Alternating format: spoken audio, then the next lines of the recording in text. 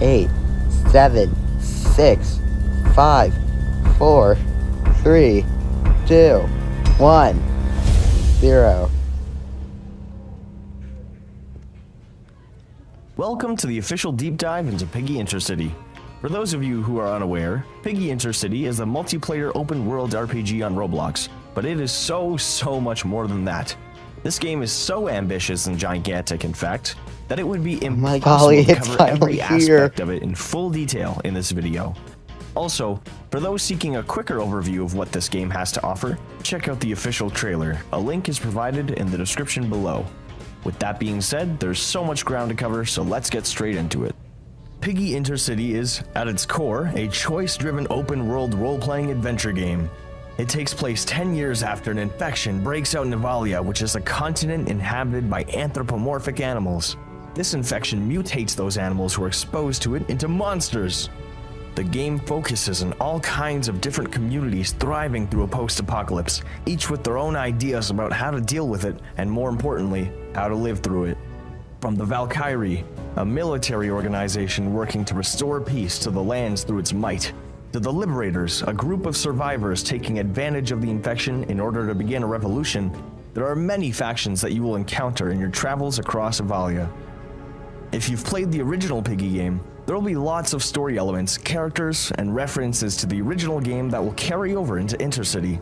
On the other hand, if you've never played Piggy before, don't worry. The game is designed in such a way that anyone can join in and follow the story along without missing out on any important narrative details. You will play as a brand new character you create and play through a story tailored to your decisions. Our biggest goal and challenge with Intercity was to create a game that focused heavily on player freedom. Game I've played before. We wanted the player to feel fully immersed in this world as much as possible. I can't really tell though. We'll get into more specific details throughout this presentation in regards to immersion and player agency, but what better way is there to show this is Metro, 100%. than to demonstrate choices?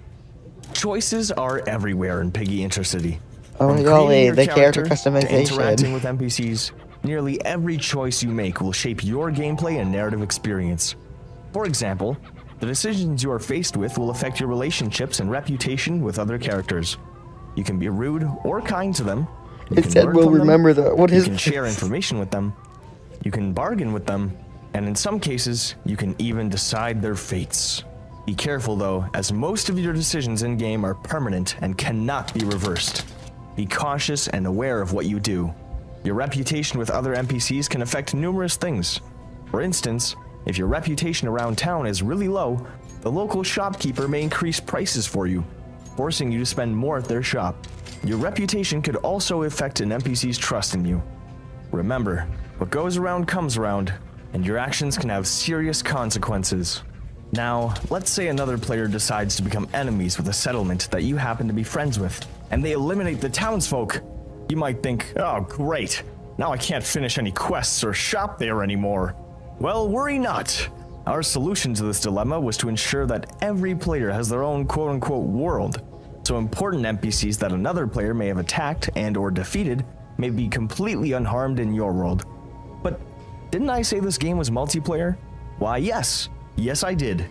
You are able to explore, trade, and interact with other players in your server, and even fight common enemies together such as bandits and the infected. Moreover, if you want to experience the story together with friends, you can still do that too. You can invite your friends into your party and into your world to help take on quests, watch cutscenes, and make important decisions together.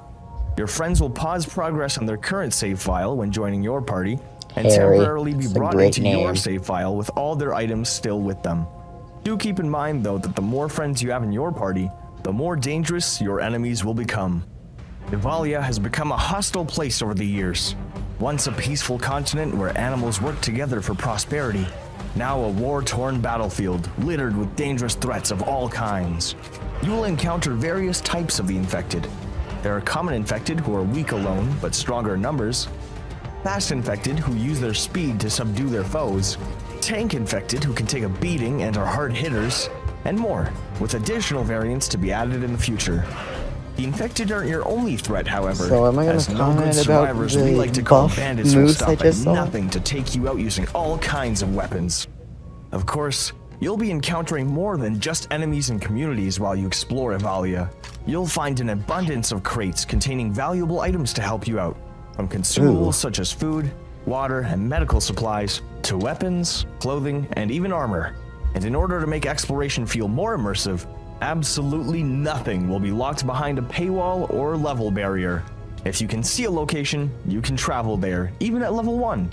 Is it recommended? Probably not, since enemies can be tougher in some locations. But who are we to stop you? This world is ours just as much as it is yours, so you are free to go wherever you please.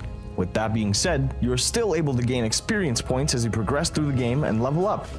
Instead of keeping content locked behind a certain level, we instead opted to use experience points to represent your character's literal experience in surviving this world. When you level up, you will gain an attribute point which can be spent towards one of 9 attribute upgrades for your character.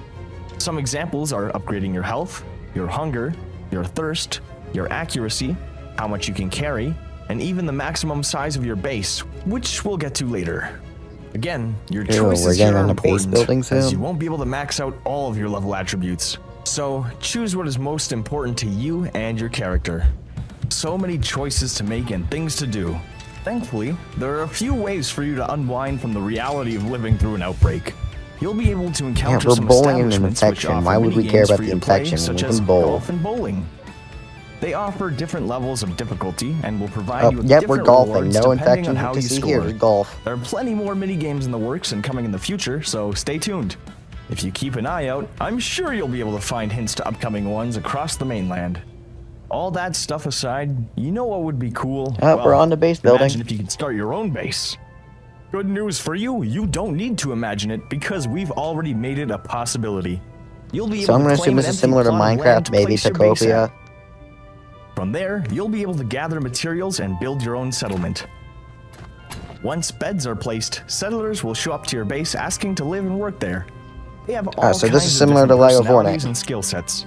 Their skills will tell you what jobs they are capable of doing and how well they can do them.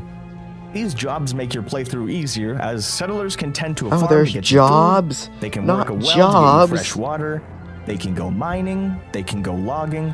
And others can cook, making delicious stews using whatever ingredients you give them. Be sure to place their appropriate workbench in order for them to do their tasks.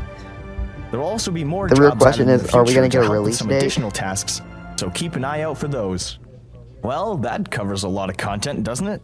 It There's does. still so many more details about this project that we would love to share, but we would prefer for you to discover those things for yourselves as you explore our game.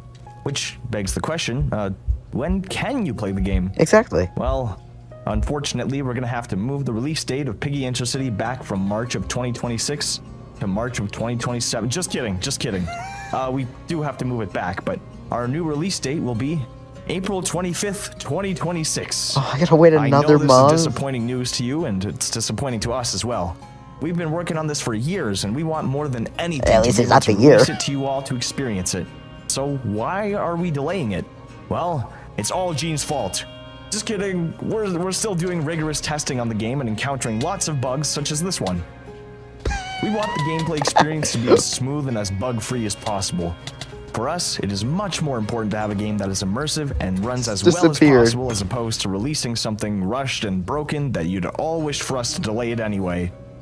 We are committed to making this experience feel as fantastic as possible, and by releasing it under these conditions, we'd be going against that. You guys deserve the best, and we will work to give you the best. And also, Gene forced us to delay it. We are so excited for you all to experience what we've given our all over the years. I just watched a draft be blown up. It has been an excruciatingly long journey, and I cannot be any more thankful to have you all here. Whether you are just joining us for the first time or have been here for years, thank you all so much, and we genuinely cannot wait to see you all in Intercity. Until next time.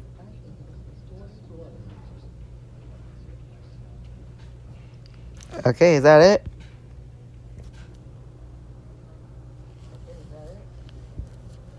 I think it is. Yep.